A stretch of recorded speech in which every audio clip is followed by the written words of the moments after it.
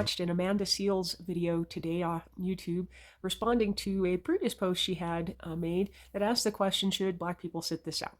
This being, whatever each individual interpreted that to be, mainly, this fascist regime that we are experiencing in the White House. It's happened before, not to this great extent. McCarthyism was a real thing in this country, seeking out communists, and really it was just a cover for getting rid of, dissenters. Of course, during the civil rights era, right, getting rid of Black leaders, assassinating Black leaders, terrorizing Black communities with the power of the governments and the county and city officials in many of the southern states. I mean, fascism has always been in the United States. It really has never left. So, sitting this out, what does that mean? And it really got me thinking, and I really appreciated her commentary on that. New Mexico maybe has 2% of us have African Black heritage, whatever that means. My mother's not from the United States, so they don't use the term Black. That's a skin color that comes from colonialism. In the West Indies, everybody is whatever country they're from, right? You from Jamaica, you're Jamaican. You're from Barbados, you're Barbadian. You're from the Bahamas, you're Bahamian. You're from Curacao, you're West Indian. Dutch West Indian. I mean, they don't use these colors. So it's America. It's unique to America. So when I say Black, and of course you look at my skin color, obviously I'm mixed with lots of different things, and I've got Asian, I've got Filipino, woo, yes, and I've got Black, and I'm from Africa. My great grandmother's from Ghana, was taken to Antigua, and in sugar plantations. And my father was, blonde haired, blue. He's alive, but he has white hair now. But he used to be blonde haired. He still has his pretty blue eyes. My mother calls him Blue Eyes, and he calls her his Caribbean Queen. They are gross. Anyways, I am really struggling to work with the leadership. Presently happens to be Democrats in New Mexico, who are performative in almost everything they do and say. They talk a big game, but they really don't actually do anything very much different from the GOP in this state. And we have it's because they're so conflated and they all sort of act sort of similarly. Democrats in New Mexico don't have the opportunity to point to the other side and say, look how evil they are, because they really are very similar. So then here we have a governor coming in, or trying to be governor, Deb Haaland, an indigenous woman. What an opportunity. I would love to support her.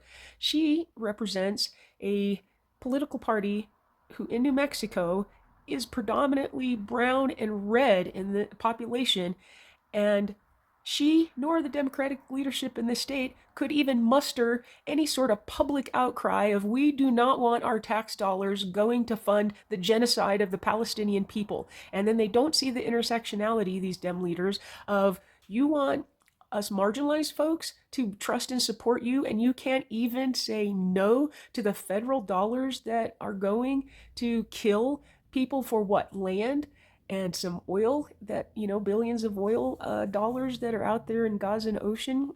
And you don't see that. I see that. We all see that, and know very well that you all aren't going to protect us. You aren't going to put in any sort of laws to help us.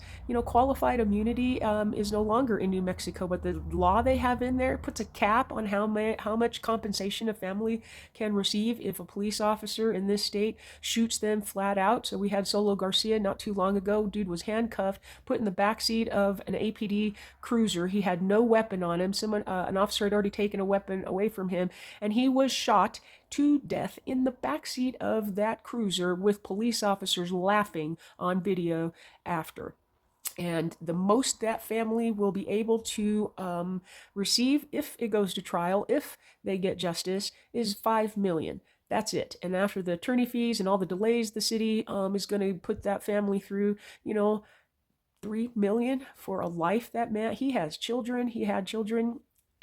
Yeah. So What do we do? I choose to continue to resist and to fight, but I really am tired of these folks who are just now waking up to the fact that, hey, our civil liberties have always been under attack. It just wasn't your civil liberty. Your privilege allowed you to live in this country without experience having that full "this is America" experience. And now you're afraid, you're scared, you're crying, and then you want to come over to those of us who've always experienced this in the United States. And I am privileged. I know I am privileged, so I have never experienced the depth of prejudice and racism that my dark-skinned cousins. I have cousins who are straight from the Caribbean, and they are very dark. My mother is very dark, and I've seen how she's been treated. I've had to step in sometimes to help diffuse situations. And it really was when I was younger. I had lighter, greener, kind of hazily eyes. My hair is a lot straighter, a little more curly now. And so, I recognized from a young age that we lived in Tennessee. Woo! We had a cross burned on our yard. Oh my lord, yes. My dad, I didn't even know to be afraid, because as soon as that sucker lit up, my dad got us some wire hangers and we got marshmallows, and he took us out there, and we roasted marshmallows on. I thought it was like some sort of, I don't know, religious type thing, because it had a cross and some fire, and totally diffused the fear that I could have lived with as a child in Tennessee. But so that's sort of my thing, my mantra now, right? Somebody burns a cross, I'm roasting some marshmallows. I'm gonna eat it with joy and like, this tastes good.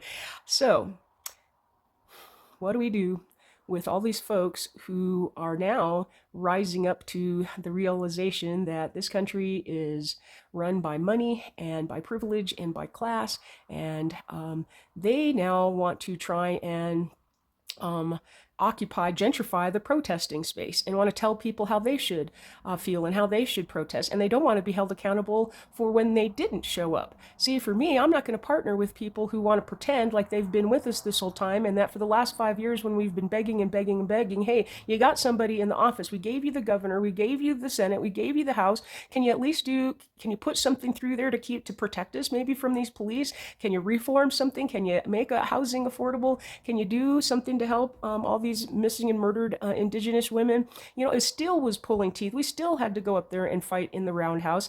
It's not like, on their own they're doing these things. There is not one civil right law in this country or in this state that a group did not have to go to court or fight with people over. So, what are you doing? How are you partnering with performative allies?